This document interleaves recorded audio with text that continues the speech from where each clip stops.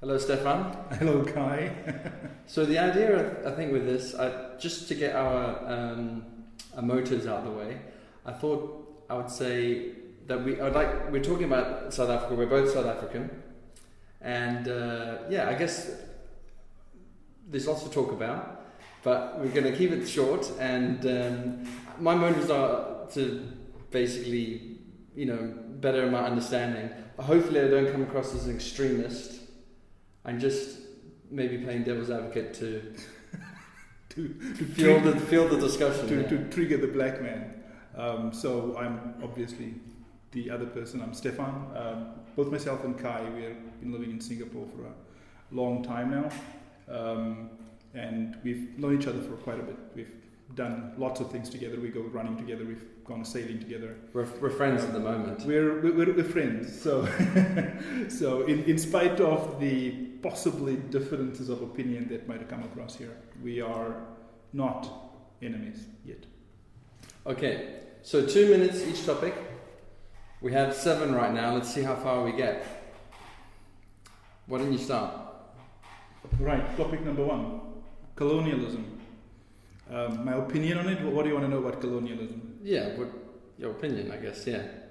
Well, I think that there is this in South Africa, or at least, or in the South African context. Most recently, I guess that the topic came up because of some comments that were made by a rather prominent politician in South Africa regarding colonialism when she was here in Singapore, right? And my views on it has always been that any time we discuss colonialism, I think of the. Does anybody know the life of Brian? Does anybody know what has the Romans ever done for us? Well, they've built the roads, but apart from the roads, what else has the Romans? Are you one of those guys that defend colonialism for the infrastructure and or whatever the improvements they might have brought? So I think that the central thesis of people who defend colonialism is that without colonialism, that those things would not have occurred or happened in those countries anyway, which is patently false. I think that is just not true. Colonialism built infrastructure, but they built infrastructure at the expense of the people who had to build them. The people who built the roads the infrastructure was not built for the benefit of the people who built them. In other words, when I say built, I mean the workers, the people who actually did the work. I got you. Okay, let me have 20 seconds say on this one. Go on. I think colonialism is an important part of the history. It's history. I'm not going to defend it, but I mean we can analyze it. But I feel colonialism as an Anglo-Brit quite an important part of my history, and I don't like it to be whitewashed. So, or eradicated. Am I whitewashing it? No. But the typical politics. Okay. But I think we're quite similar viewpoints there. Yeah. 2 minutes is up. 2 minutes up. So shall we move on to the next one? Yeah. Okay. Let me. Cancel. What's going on? Stop. Timer is done. Oh. Okay. Second topic. Oh, this is a lame one. I'll start with this. Truth and reconciliation. To be honest, this happened when I was quite young. I guess I was like 16 or 17 when the Tutu did his Nuremberg trials type effort, and as a young South African, it obviously didn't really ring a bell for me because this apartheid thing for me was kind of like previous generation. So it didn't really give the closure or anything. And, I didn't have the feeling that, I don't know if there's any, was there any justice? I'm not too sure. I mean, it didn't affect me or my family or my friends in my family. So, I don't know what to make out of it, to be honest. Whatever. I think that what I perceived to be the value of the Truth and Reconciliation Commission was the fact that most people now know that the white nationalists in the country had been pulling the wool over the eyes of not just the black population, but also of their constituents and a lot of the people that have been voting for them. I think that in South Africa, the majority of white people, like the vast majority, are probably would consider themselves liberal and moderate, and not far right and right wing extremists. And I think that it is important for that moderate base of white people in South Africa that they knew at least the extent to which the wool had been pulled over everybody's eyes, and actually the depth of the nasty shit that had been done in pretty much, by and in the name of protecting supposedly their interests.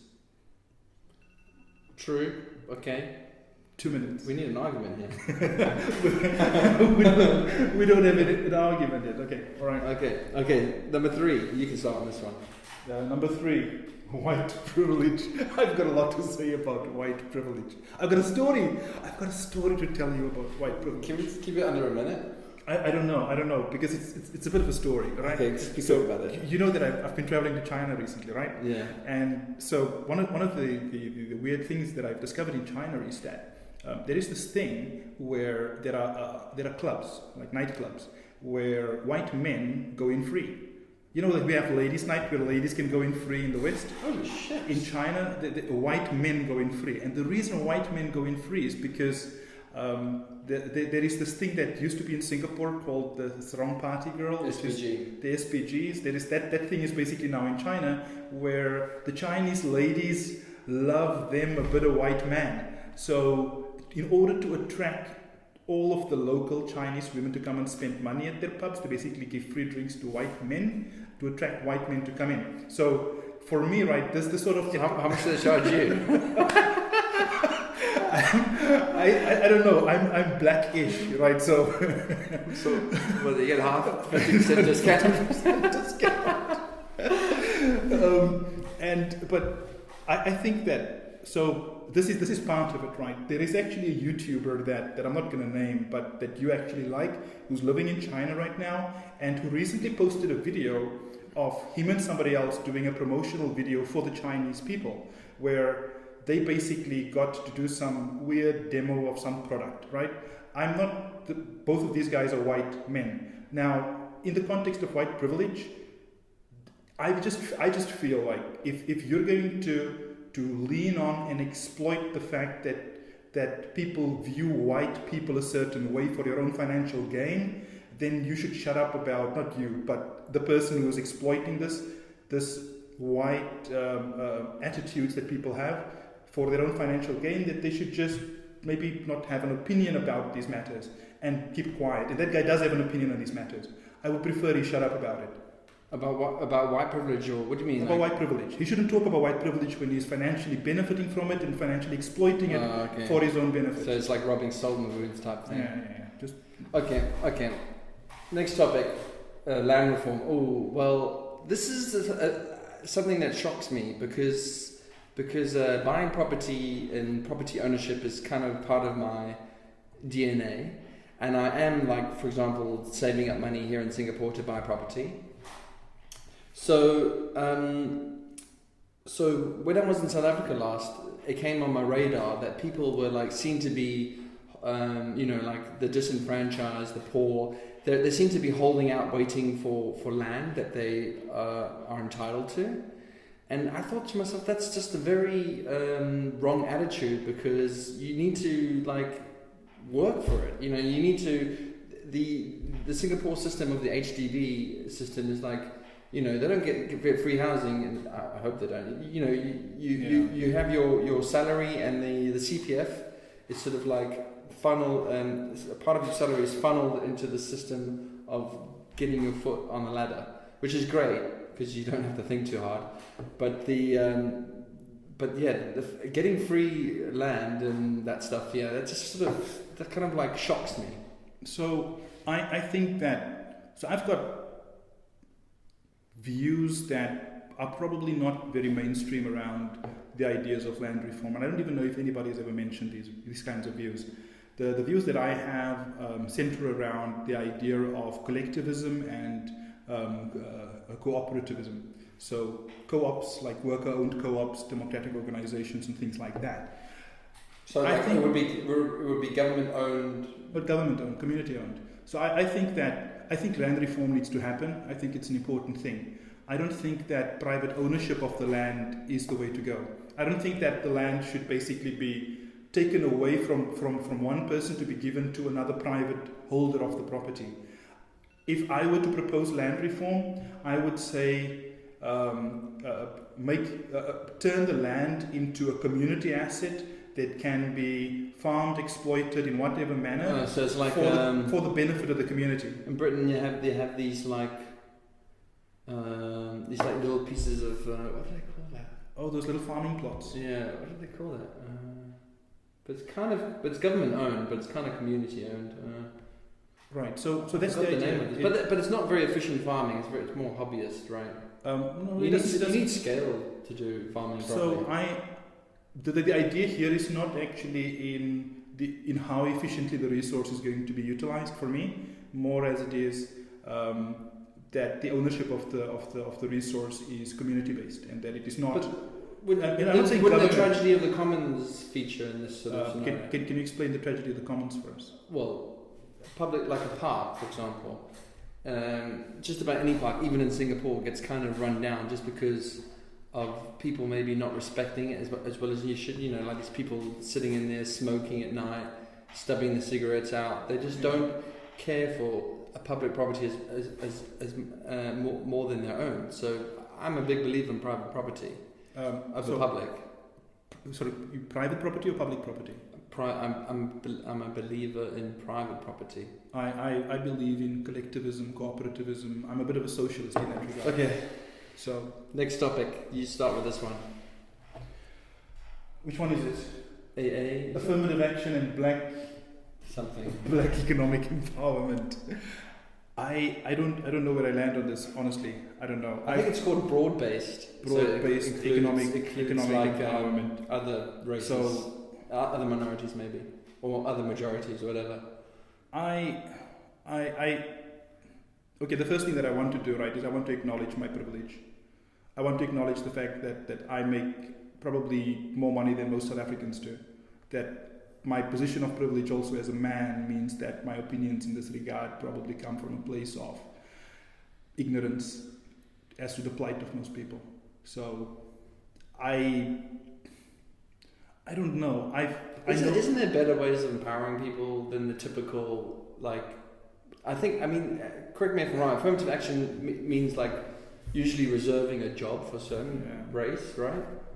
So I don't know if it's job reservation so much as, you know, if I understand the intentions behind affirmative action, right?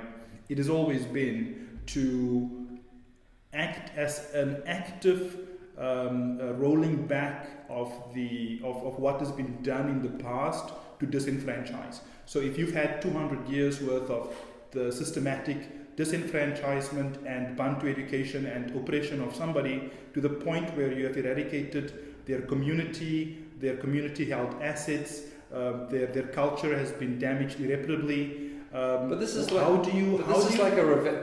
don't like that whole 200 years thing. That's like, it's not 200 years, more than that though. Okay, that sounds like you're going to you're going out for revenge if you like quote a long history. I mean, what about just focusing on the current generation? So I'm talking about what I understand the intentions of AA to be, right?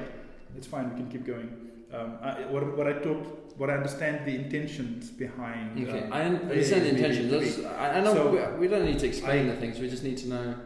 So I have an opinion on it. So my opinion on it is that you're coming from. I think that it needs to happen. I think that it's important that it does happen. I think that black economic empowerment must happen. Okay. I think that government preference being given to businesses should happen. Can it be implemented to black-owned businesses? The preference for issuing government contracts should be given to majority black-owned businesses by ways of empowering communities. I would like to see reforms that does not basically end up creating a new economic stratification within the black community. So I would like to maybe propose that a reform could be to give preference to cooperatives that are majority black members within the cooperative for it's worker-owned, member-owned cooperatives, rather than the traditional capitalist structure, which is just rampant with corruption and potential for exploitation. The private model is more likely to be sucking money into the hands of a few black people at the top. And when I say black, I'm including myself in that grouping. Although most South Africans probably disagree. Cooperative social things are more likely to suffer from some sort of systemic corruption or at least inefficiency. I just no. That's why I'm a socialist in this regard, and my socialism centers around cooperativism, like worker-owned democratic corporations. You know what I mean, like not capitalist. I think a cooperative outfit historically or whatever, like a socialist little initiative, they usually run at a inefficiently. Or so I think that one of the things which I probably haven't mentioned yet and haven't talked about is what I actually mean when I say worker-owned cooperative. Okay. It's a new thing. You can go look it up. We're not going to talk about it. It's a thing for another video. It's not central planning. It's not social. Okay, back on communism. It's socialism. I don't think I quite got my viewpoint across with affirmative action. Go. To be honest, I think it would be nice on paper for poor people, black people, to have better opportunities that they never had, because they didn't have good education and things like that.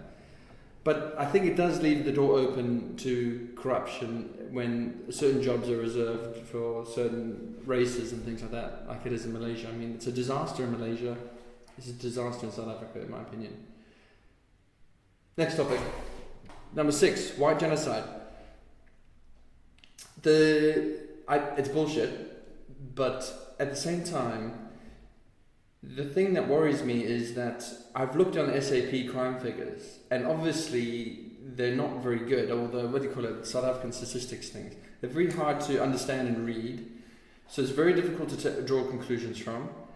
Basically, going from like weird farming local newspapers to maybe report on murders, and which do happen. I mean, don't get me wrong. I'm certain that there are murders in rural areas, white and black. But it is far worse than say it was back in the day. But it's not a genocide. There's something happening, but I think it's just the thing that unnerves me. I find it very difficult to quantify. Like when I was in Cape Town last, which was we were talking about crime figures, and evidently Cape is actually one of the worst places for crime. But the trouble is, Cape crime reporting is so much better than any other state in South Africa. So everything is a little bit maligned. It's very difficult to get truth. Everyone, you know how it is. There's a lot of like FUD, fear, uncertainty, doubt surrounding it. But just to end what I'm trying to say, I don't believe in white genocide. It's not a thing. Anything to say about what I said about statistics and stuff? Lies, damn lies, and statistics. Statistics, you can hack them. You can make the statistics fit the. But would you agree that there are some murders happening in rural areas? Some murders? Yeah. Of white people? Yeah, as well as black people. I think that. Coming back to white privilege and the media. I think that people tend to sensationalize a white murder happening a whole lot more than a black murder happening. So that creates a distorted perspective. It also comes back to the fact that certain people of privilege, myself included, have access to things like YouTube and all of these newfangled media channels. Yeah, so you can all pump up and hype up one side of the argument versus the other, right? So I mean, murders happen, white murders happen for sure. Would you agree that they're happening more often than it did, say, back in the day, like 20 years ago? I've got no data to support that assertion. Okie dokie. Next topic. It's getting hot in here. This is the last one. Racism. Oh. Would you say you're racist? Okay. So this is an interesting one for me, right? I think that we need to draw a distinction between being a racist and being a doers. Now every South African knows what being a doers is, and you can dump this out. There are certain YouTubers, certain white male YouTubers. What's with you and male YouTubers? Which love to throw the racist word around when black people make negative racially charged comments in their thread. If a black person makes a racially offensive comment in your thread against white people, that black person is probably just being a doers. Let me explain why, right? There's racism and then there's racism. There is the sort of racism, the bone-grinding, culture-destroying, 1,000-year-old, racism, right? That destroyed communities and like disenfranchised entire nations, right? And then there is being a doers, right? then there is it's ultimately there are two parts about racism, and I think we don't have a word for this, right? We need to figure out what is the word for when a disenfranchised black person makes racially offensive comments towards a white person, right? We need to figure out what that word is, because calling that racism, the only word we have for it is racism. But contextually, that kind of racial bias versus the sort of racism that black people have experienced, calling them the same thing for me feels disingenuous. Well, there's different levels of racism. The thing I find very odd, living in Singapore, where racism is quite open, and at the same time, Singapore is weird about racism. And I actually quite like how it is open. What? Oh, it's open. Okay. It's open. It's open season here. I think the government obviously clamps down on hate speech quite hard, but when it comes to sort of casual, everyday racism, it's very prevalent here. You see it, in job advertisements I've got things like that. No comment about rental race and racism and racial relations in Singapore. But the thing is, I don't like for me as a white South African, being labelled racist is like the ultimate black stain on my white shirt. Sorry, there's probably a better word for this. But there is different degrees of racism. I can't honestly say to you guys or to you that I'm not racist. I think there's like, it's such a big playing field, as you were saying, that like it's too complicated just to label someone racist. I agree with that. And I also but I almost don't understand how we can even have a sensible conversation on it. That word is getting thrown around so much that it's beginning to lose its meaning, and I often wonder if that is not the intention. If it's not the intention to wage information war against the word racism, where the term becomes so muddled that it loses its true historic meaning. You know what I'm saying? I don't think that's necessarily bad. For example, how would you class yourself as a race? Are you in the so I don't like the traditional South African apartheid era categorizations where people got slaughtered. But this is a big thing about racism, right? I would prefer just to be called a black person or a blackish person, if you want, or a mixed race person. But that C word or the K word that's used for. No, not that K word. The K word that's used for mixed race people. Oh, that one. Yeah, the Afrikaans K word. So neither of these words. I don't like either of these words. But I would say this: if you are a person, either of color, actually, if you're just a person, who ever finds the need to point at a person's race within a conversation, before you point at their race, like I met this black guy the other day, just if you start your sentence like that, just think before you speak and consider what the hell the person's race has got to do with the story that you're about to tell. Well, it's a good way of... You just check yourself. That's what I'm saying. Okay. Just check yourself. But in its weird defense, it is a good way to identify somebody.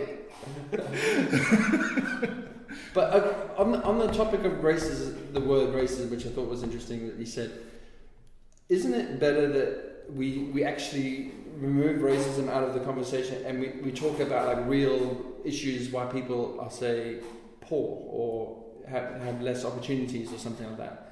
I mean, I'm kind of like in favor of replacing, like for example, in South Africa, you go through a town, there's a township on your left or something like that, and then someone might ask you who lives there. It's very easy to say black people. I don't want to say that word. I want to say poor people, but it's so difficult to say poor people, and this is why. Don't you think it's more correct to say poor people? You know what I mean? And i.e. not use racial ways of describing. Yeah. No, I 100% agree. I think that. But you know how it is in South Africa. It's very difficult to replace, say, black with poor, if you know what I mean. But you can't replace black with poor, even the way you said it just then. I'm sure YouTube's got tackles up just right now. Oh, yeah. Please be nice to me, guys. Yes, I think that pointing at economic circle, but this is what I was saying earlier, right? Is that if you're going to say something or talk about a subject, before you label the race, think about what it is that you're really trying to say and whether or not the person's race has got anything to do with it. I agree with you. We're in agreement. It's just I was just pointing out that in South Africa, when people talk about that, it's very rare that someone says poor people, right? You know what I mean? It's rare. But everybody talks. But racism is so rampant. Not racism. Okay, I don't want to use that word either. Sorry. It's using a racial identifier. Racial identifiers are thrown around so casually that I don't think people realize the harm it does when you frame every conversation within the context of somebody's race. Okay, I think that went a little bit too smooth. There's no conflict at all. I was expecting thrown mics. I think I'll leave it there. I'd say thank you for watching, and I hope you like this video and subscribe. Don't bother. But yeah, I'm desperate to put the air conditioner back on. Any last words? None. Turtle clip. Goodbye from Singapore, where it's safe and racism is omnipresent.